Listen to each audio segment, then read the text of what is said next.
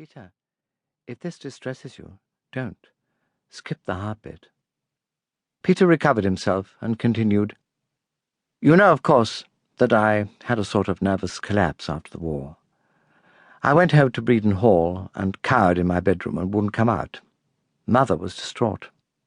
Then Bunter showed up and got me out of it. He drew the curtains and carried in breakfast and found the flat in Piccadilly and got me down there to set me up as a man about town. Everything tickety-boo. I'm sure Mother will have told you all that long since, even if I haven't. Only, as you know all too well, it wasn't entirely over. I've had relapses. Back then, I couldn't relapse exactly because I hadn't really recovered. I felt like a lot of broken glass in a parcel. Must have been hellish for Bunter.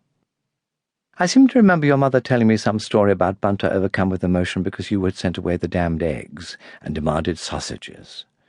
Rather incredible, really, but I always believe a Dowager Duchess. Expound, Bunter, said Peter. The difficulty about breakfast, milady, was that it entailed giving orders, and his lordship, in a nervous state, associated giving orders with the immediate death of those who obeyed them. The real responsibility for the orders belonged to the generals who made the battle plans, and in the ranks we all knew that very well, but just the same, it fell to the young men who were our immediate captains to give us the orders to our faces, and it was they who saw the consequences in blood and guts. All too often they shared the fate of their men. We didn't blame them, but his lordship was among those who blamed themselves. That really must have made him difficult to work for, said Harriet. It was a challenge, certainly, my lady, admitted Bunter, blowing gently on the top of the book in his hand to dislodge a miniature cloud of dust. But by the time I knew him, he had got over it, continued Harriet.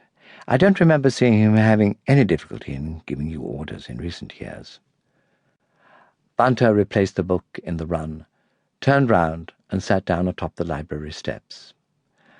But back in 1921 his lordship was very shaky, my lady.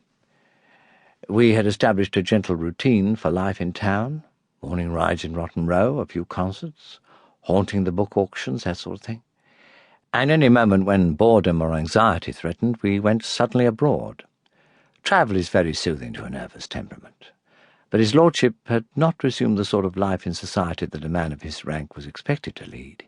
He couldn't stand even the rumble of the trains on the Underground Railway, because it evoked the sound of artillery. So we felt it would be better not to attend any shooting parties.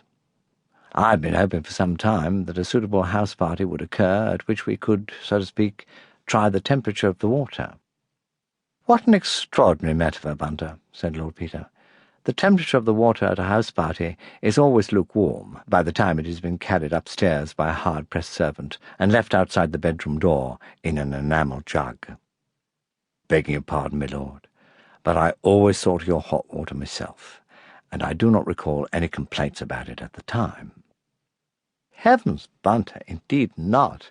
I must be remembering occasions before you entered my service. That vanished world my brother and all seniors talk so fondly about, when wealth and empire were in unchallenged glory, and to save which my generation was sent to die wholesale in the mud of Flanders. I wasn't the only one, he added, to find the peace hard to get used to.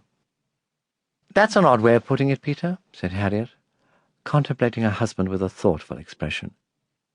I can see that horrible flashbacks to the trenches might have undermined you, might have haunted you, but the peace itself— The peace meant coming home, Peter said, finding oneself mixing with those who had stayed at home all along, listening to old gentlemen at the club, who had waved the flag as eagerly as anyone when their own prosperity was in danger, complaining once the danger was past about ex-servicemen who, according to them, thought far too much of themselves and what they had done, reading in the press about unemployment and poverty facing returning soldiers, and employers grumbling about being asked to have a mere 5% of their workforce recruited from ex-servicemen.